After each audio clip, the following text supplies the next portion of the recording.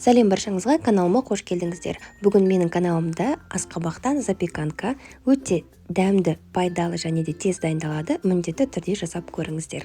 Және де менің каналымда бірнеше жақсы рецепттер бар. Барлығын көріп, тіркеліп, қоңырауды басып қойыңыздар.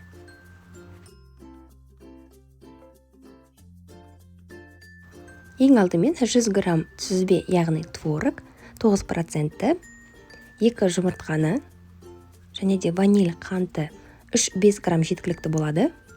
Және де 100 грамм қант. Барлығын жақсылап блендермен өткізу керек. 2 қасық сметана, үлкен қасықпен жақсылап блендерден өткіземіз. Бұл біздің бірінші құймасы деп аталамыз ғой. Және де оған 150 грамм ұнды 2 бөліп қосамын. Және тағы да жақсылап араластырамыз. Бұл біздің бірінші құймамыз. Екіншісі ол асқабақтың өзі. Оны жақсылап турадым, 600 граммдай шығады. Противенге саламыз. Және де 200 градуста 35 минутта пісіп шығады. Бетін фольгамен орасаңыз болады, болмаса крышкасы бар болса қақпағын жаба беріңіз. Мінекей дайын болды, өте жұмсақ болып шығады. Ішін сыртынан бөліп аламын. Келесі құймамызды дайындаймыз.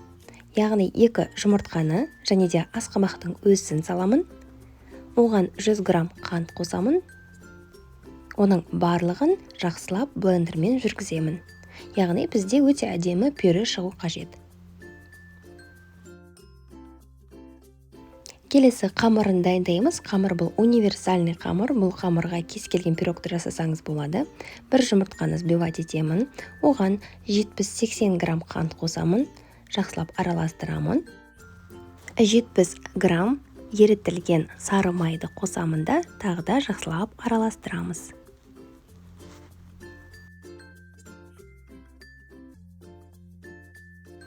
Бір қасық шай қасықтан разрыхлитель, қопсытқыш, тағы да араластырамын.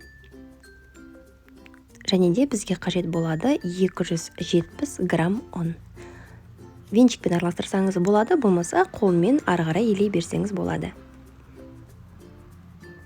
Мінекей енді формаға келтіреміз де, осыған кезек-кезектен бірінші құймамызды, творог пен сметананы, екінші құймамыз, ол бізде асқабақ. Кезек-кезектен құятын боламыз.